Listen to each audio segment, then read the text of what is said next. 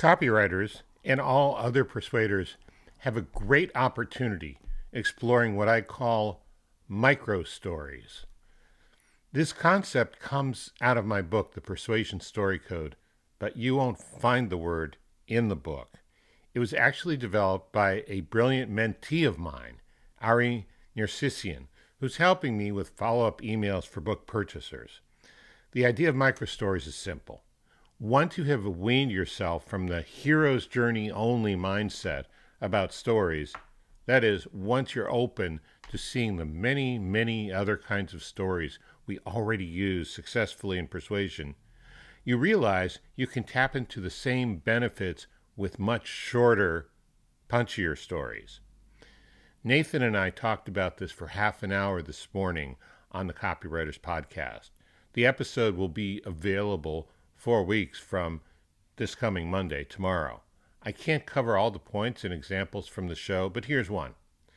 Since Nathan and I are both in the hydroponics, indoor growing industries, I developed this example.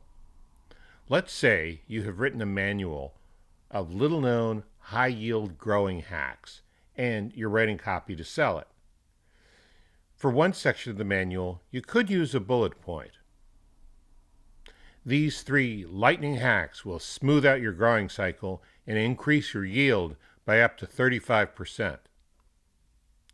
But turn that into a microstory and look at how you bring your reader much more right into the world of the benefit, including emotionally.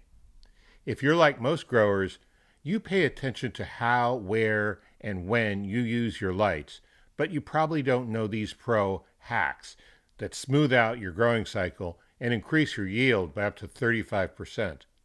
Think of how happy you'll feel when you're getting improved results like that. Until today, you might not have even seen the previous paragraph as a story, but it is a microstory and a persuasion story. Can you see the difference turning a statement into a microstory?